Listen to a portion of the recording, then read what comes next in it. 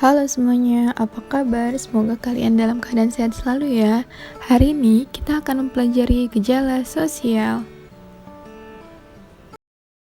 Sebelum masuk materi selanjutnya tentang gejala sosial, kita mengulas materi sebelumnya dulu nih. Jadi, sebelumnya kita telah pelajari perkembangan sosiologi di Eropa yang ditandai dengan revolusi industri dan revolusi Prancis. Kemudian, pencetus sosiologi yaitu Bapak Sosiologi Auguste Comte, serta perkembangan sosiologi di Indonesia. Sosiologi di Indonesia telah digunakan konsep-konsep dasarnya oleh Sri Paduka Mangkunegoro dan Ki Hajar Dewantara. Namun ilmu sosiologi itu baru digunakan pasti di Indonesia itu ketika sekolah tinggi hukum itu menggunakan mata kuliah sosiologi. Kemudian sosiologi juga diajarkan di UGM pada tahun 1984. Next, ada tokoh-tokoh sosiologi yang telah kita pelajari sebelumnya, yaitu Auguste Comte dengan konsep dasar pemikiran teologis, metafisik, dan positivistik. Kemudian yang kedua ada Emil Durkheim dengan fakta sosialnya. Yang ketiga ada Max Weber dengan tindakan tradisional, afektif, tindakan berorientasi nilai, dan tindakan rasional instrumental. Next, selanjutnya ada Karl Marx dengan konflik sosialnya. Kemudian Pitirim As-Sorokin dengan gejala sosial yang akan kita bahas hari ini. Dan selanjutnya ada Selo Sumarjan dan Sulaiman Sumardi dengan pelajari struktur sosial dan perubahan sosial yang ada di masyarakat. Nah, setelah itu kita baru akan pelajari tentang gejala sosial. Ada yang tahu nggak nih apa itu gejala sosial? Gejala sosial merupakan peristiwa yang terjadi di antara dan oleh manusia, baik secara individu maupun secara kelompok. Jadi, suatu peristiwa tersebut dikatakan gejala sosial karena memiliki keterkaitan satu sama lain. Menurut Durkheim, gejala sosial dipahami sebagai fakta objektif di luar fakta subjektif seperti gejala politik, ekonomi, budaya, dan gejala moral. Jadi, maksudnya Durkheim di sini adalah bahwa gejala sosial itu tidak selalu sesuai dengan keinginan individu atau subjek. Next, ada contoh-contoh gejala sosial. Contohnya seperti peperangan, kemiskinan, dan kewirausahaan.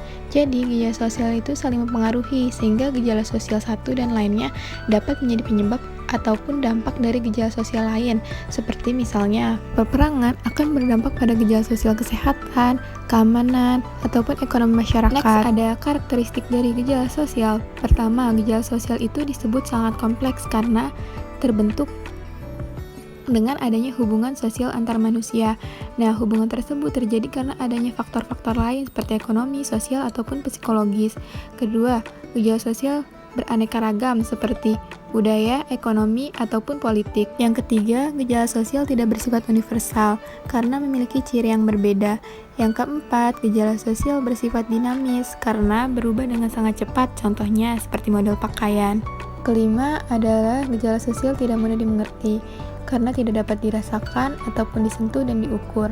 Hal ini sama dengan karakteristik gejala sosial bersifat kompleks dan dinamis karena gejala sosial disebabkan dari perilaku dan hubungan antar manusia. Selanjutnya, gejala sosial itu kurang objektif karena gejala sosial itu bersifat abstrak dan gejala sosial itu bukan berbentuk material seperti gejala alam misalnya. Yang ketujuh, gejala sosial bersifat kualitatif seperti hubungan sosial, kebiasaan, tradisi, dan kegiatan sosial lainnya yang tidak dapat diukur ataupun ditimbang. Yang kedelapan, gejala sosial sulit diprediksi karena bersifat abstrak, dinamis, kualitatif, dan spesifik. Next, selanjutnya, gejala sosial itu berbeda dengan gejala alam karena gejala alam itu terjadi di alam dan bukan perbuatan manusia, sedangkan gejala sosial disebabkan dan dipengaruhi oleh tindakan manusia. Selanjutnya, ada bentuk gejala sosial menurut Guglielmo Carcedi.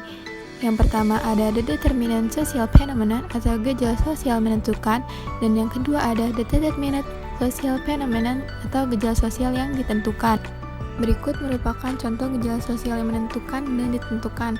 Contoh gejala sosial yang menentukan ialah kemiskinan, karena kemiskinan ini dapat menentukan gejala sosial kesehatan ataupun pendidikan seseorang. Selanjutnya ada jenis gejala sosial menurut Pitirim As-Sorokin. Pertama adalah gejala sosial religius. Itu contohnya adalah perayaan Idul Fitri bagi umat Muslim dan Christmas bagi orang Kristen. Selanjutnya adalah gejala sosial ekonomi berupa penurunan ekonomi dan meningkatnya pengangguran, serta gejala sosial politik seperti praktik politik uang untuk memenangi pemilu, dan gejala sosial hukum seperti contohnya adalah ketidakdisiplinan pengendara yang melewati jalur busway ataupun menerabas lampu merah. Next, selanjutnya ada tingkatan gejala sosial menurut Norman Blakey. Yang pertama ada gejala sosial mikro atau yang disebut lingkup kecil terjadi pada individu-individu dalam kehidupan sosial sehari-hari. Kemudian gejala sosial meso atau menengah yang terjadi pada organisasi, masyarakat, dan gerakan sosial. Dan yang ketiga ada gejala sosial makro dalam lingkup besar yang terjadi pada entitas sosial yang lebih besar seperti lembaga multinasional. Seperti halnya globalisasi yang mempengaruhi seluruh negara dengan kemajuan teknologinya. Terima kasih. Sekian dari saya, kurang lebihnya mohon maaf. Semoga mudah dipahami dan bermanfaat. Wassalamualaikum warahmatullahi wabarakatuh.